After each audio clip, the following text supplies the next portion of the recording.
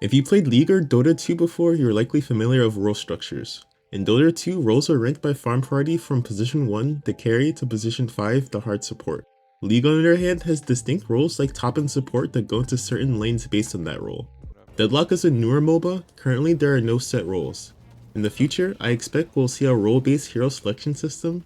We've already seen steps in this direction. There was a patch in the past that guaranteed at least 2 frontliners per team to prevent compositions that lack durability and auto-lose.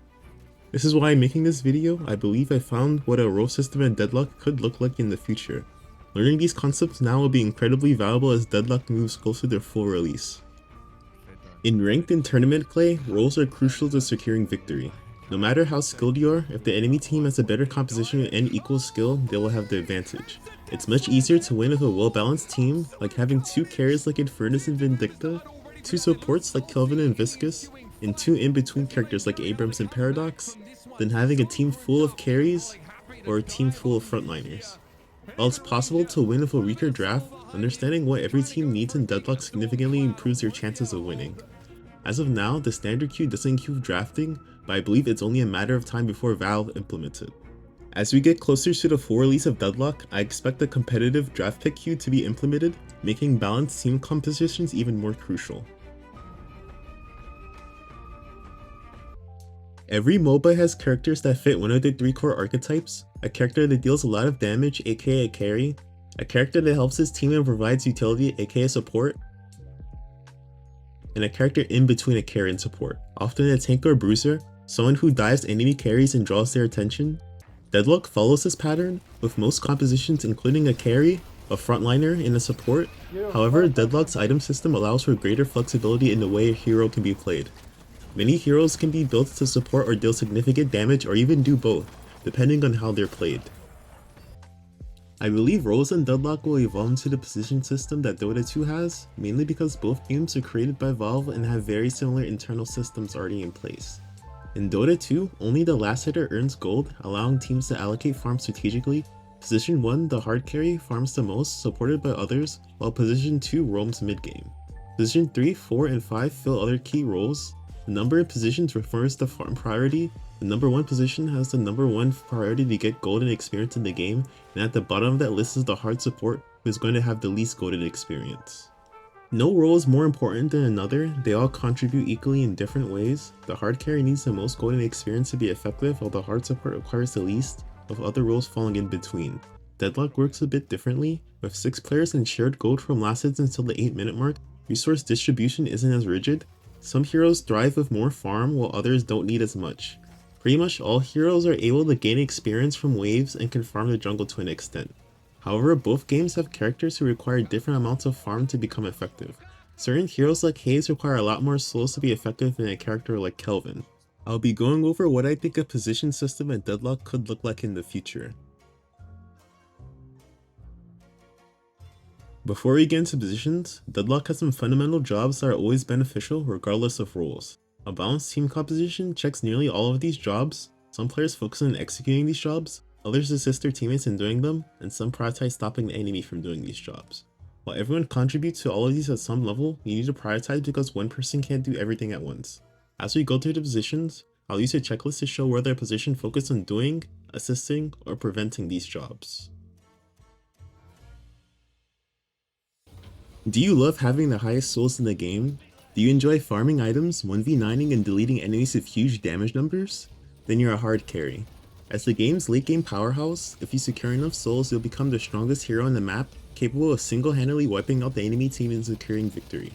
Often you start out pretty weak. Characters like Infernus and Yamato actually have pretty decent laning phases, but they still need a lot of souls to carry late game. Because they need the most souls in the game to be effective, they get the most farm allocation. Characters like Seven, Infernus, and Hayes have the best jungle clear in the game, allowing them to farm more effectively than other heroes. This is the main reason why they're in position 1. While you'll continue farming throughout the game, the early and mid game is especially farm focused. Some players find this boring while others love the slow build to becoming unstoppable. If you enjoy methodically growing in power and then dominating fights, the hard carry might be for you. The hard carry has a big target in their back. Everyone wants to shut you down because if they don't, you'll take over the game. That's why your early gameplay revolves around farming, often for 20 minutes or more depending on your hero. Hard carries are often expected to have good mechanics since they're prime targets for enemy aggression, and aim because their kits require a certain amount of aim to consistently deal damage. With high souls and many active items to manage, quick decision making can mean the difference between survival and a costly death.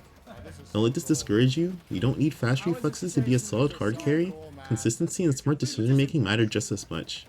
While it's a stereotype that young, mechanically gifted players strive in this role, that is not always the case. To improve as a hard carry, focus on efficient farming patterns, maximize soul intake while considering how your farming impacts the game. Can you farm in a way that denies enemy resources? Can you farm while protecting your guardians or enabling your team to maintain map control?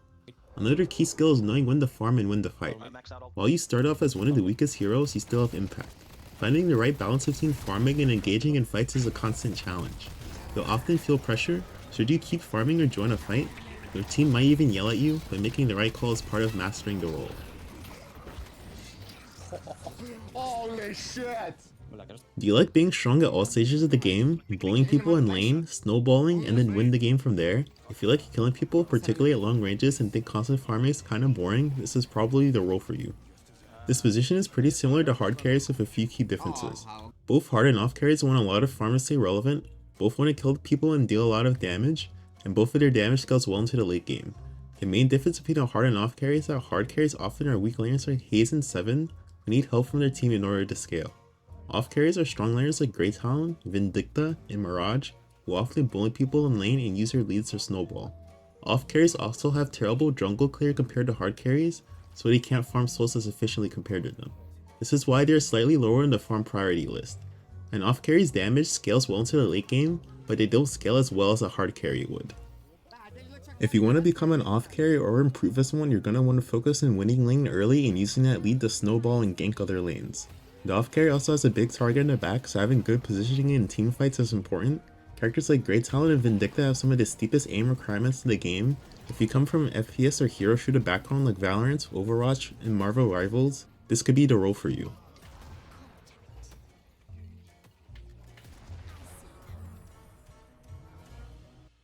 Are you an asshole? Do you like making other people's life miserable? Then this is the role for you. You're the bully of the game. Your job is to make the life miserable for the enemy carries. You don't allow them to farm or scale, you shut them down, harass them, and keep them from reaching their late game power. This position often includes bruiser heroes who are tanky, yet still dish out damage like Abrams, Calico, and Lady Geist, but not all are tanks. Some like Lash and Pocket are burst assassins. What they all have in common is their ability to excel in team fights, create chaos, and dive enemy carries. Your job is to pressure key targets, force enemies to focus on you, and create space for your carries to dish out damage. You need some farm to stay relevant, but your power peaks in the mid game. By late game, your damage falls off, so your impact comes from disrupting fights and enabling your team. To improve in this position, if you're playing a strong laner like Abrams or Calico, focus on winning your lane and then use that lead to constantly gank and force team fights in the mid game. If you're playing a weak laner like Pocket and Lash, wait until you unlock your ult and hit your key power spikes to start ganking and creating chaos. As a frontliner or team fighter, there are some questions you should be asking yourself throughout the game. These are, how do I rotate around a map efficiently? Since your carry is usually focused on farming and dealing damage, your priority is disrupting the enemy. Where should you position yourself to pressure the enemy carry while also supporting your own team? Who are the most dangerous targets in the enemy team that I need to deal with? How do I create space? If you're new to Deadlock, creating space means forcing the enemy to deal with you, whether by applying pressure in fights, diving backlines, or taking objectives. If you're in the face, they can't focus on shutting down your carries. That's how you enable your team to win. Yeah, I'm looking.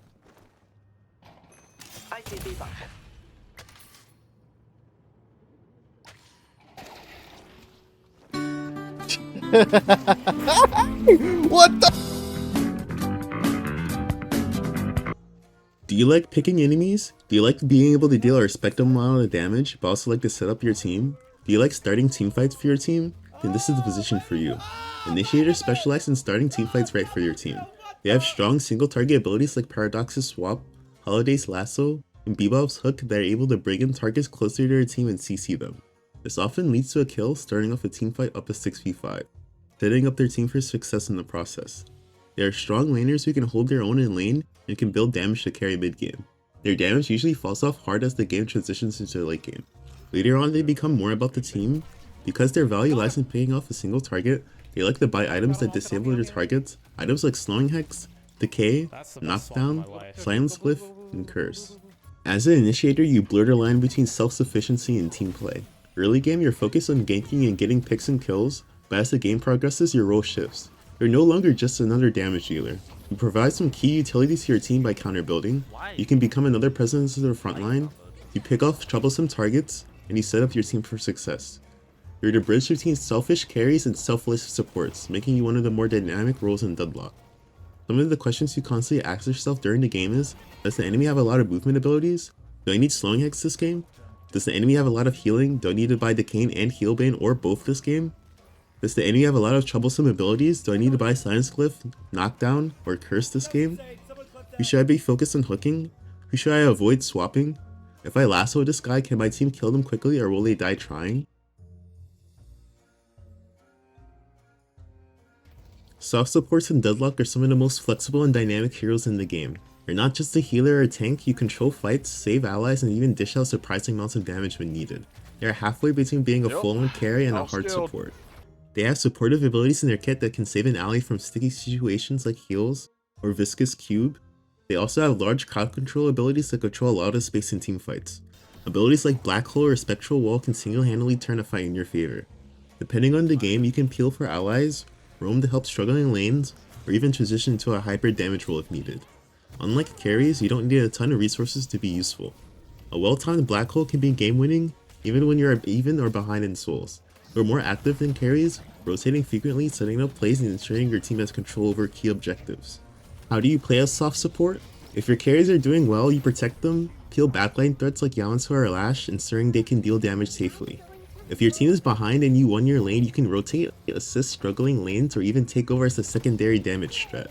If a specific enemy is dominating, your job is to counter them, either with CC, counter items, or smart positioning in fights. Playing a soft support requires strong decision making and game knowledge, as you're constantly adapting to the needs of your team. If you love versatility, playmaking, and being the backbone of your team, soft support might be the perfect role for you.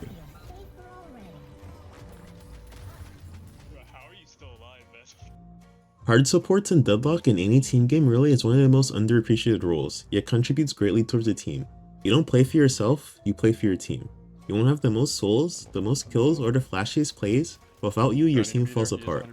A hard support often babysits weak laners in the laning phase. It's your job to make sure they survive and farm until they can take over the game. You don't farm much at all, but you land crucial CC abilities in team styles like Kelvin's Ice Dome, or Ivy's airdrop that win team fights. They often buy items like Divine Barrier, Rescue Beam, and Healing Nova to heal allies and save their teammates from sticky situations. You might be low net worth, but your impact is just as big as any other role. Hard supports know where to be in the map and how to enable their team's playstyle. To play a hard support, positioning is key. You often have the lowest souls in the game, and if you die in the wrong place, it can cost your team the fight. Your job is to stand when you're needed, help teammates, and enable your team's game plan. You also adapt to your team's need. Some carries want to fight, so you stand there with them to enable that. Some want to farm, so you stay away from leeching their farm and help somewhere else in the map. Some carries are weak early game or are behind and need your help. Your playstyle adjusts based on what your team needs. Instead of thinking, where can I farm, you should be asking yourself, where am I needed on the map? If you're a selfless, strategic, team-oriented player, this is the role for you. You won't get credit, but you will make the game easier for everyone else. In Dota 2, each team has a safe lane and an off lane. For Radiant, the safe lane is bottom, for Dire it's top. The off lane or hard lane is the lane opposite to the safe lane. The safe lane pairs a position 1 carry with a position 5 support, while the off lane has a position 3 and a position 4. The mid lane runs a solo position 2 character. These lanes are defined by their proximity to the tower. The safe lane offers better retreat potential, while the hard lane is riskier and more exposed to ganks. I believe there is something similar in Deadlock. In Deadlock, the lanes are perfectly symmetrical, so how the safe and hard lanes function are different than in Dota 2. I think there are two key factors to determine lane assignments. The first factor is jungle distribution. The left side of the map has a more accessible jungle, making it ideal for safe laners. Usually position 1 heroes who rely on farm to become relevant. Safe laners want to protect their resources and stop the opponent from stealing them. It wouldn't make sense to put hard laners here because the enemy side of the jungle is less plentiful in resources. The right side of the map has less jungle, meaning you don't have much resources to protect. However, the right side of the map has the majority of the enemy's jungle camps, making it an ideal lane for hard laners. Hard laners are more focused on winning their lane so they can take their opponent's guardian opening up the map to make it easier to control neutral objectives and invade the enemy's resource plentiful jungle to get it even further ahead and deny the enemy team farm. This would make the left lane the safe lane and the right lane the hard lane. You may have noticed that I skipped talking about the mid lane. In Dota 2 and League, the mid lane is a 1v1 lane where all the resources go to a single hero, making them the strongest early on. This allows them to secure kills, take objectives, and carry momentum for their team. Success in mid requires strong matchup knowledge and good mechanics. Deadlock, however, has 3 lanes and 6 players per team, meaning there is no true 1v1 mid. Previously with 4 lanes, the outer lanes served this role, featuring strong laners like Infernus, Yamato, Shiv, and Grey Talon. That's no longer the case. Since mid has equal access to both sides of the enemy jungle, it functions as a second hard lane. Winning in mid opens up the map and denies enemy farm. In MOBAs, being proactive, initiating actions, and controlling the game's flow is generally better than being reactive, waiting for opponents to act and then responding, because it allows for better control, strategic advantages, and ultimately a higher chance of winning. This makes having 2 hard lanes and 1 safe lane the optimal setup. We can see this lane assignment in professional play. In the 18th Deadlock fight night between Vitrus Pro and OneWin, Vitrus Pro have their Viscus, a soft support, and their weaker early game carry 7 on the left side of the map, aka their safe lane. Similarly, they have their stronger early game heroes, Vindicta and Abrams on the right side of the map, or the hard lane. Vitrus Pro have Mo and Krill and Mirage in the mid lane. Both of these heroes are strong laners and have good early games, so this would function as another hard lane for them. The second factor is teleporters. In Deadlock, at 8 minutes, teleporters unlock, providing near instant cross-map movement. The other teleporters are particularly powerful, enabling quick rotations for ganks, jungle invasions, and objective control. This makes side lanes ideal for hard lanes, ensuring dominance over these critical mobility tools, while the safe lane is the best placed mid to avoid all of this chaos. We can see this lane assignment in the 15th Deadlock fight night between TF2 boomers and melee creeps. Melee creeps have Grey Talon and Holiday, 2 strong laners as their left hard lane, while having Mirage and Pocket farming their right hard lane. Pocket isn't a strong early laner, but by the time the teleports are open, he'll be out of the laning phase where Pocket shines. In the mid lane, melee creeps have their safe laners, Ivy, a support, and Yamato, a hard carry, who want to stay away from all the action and farm.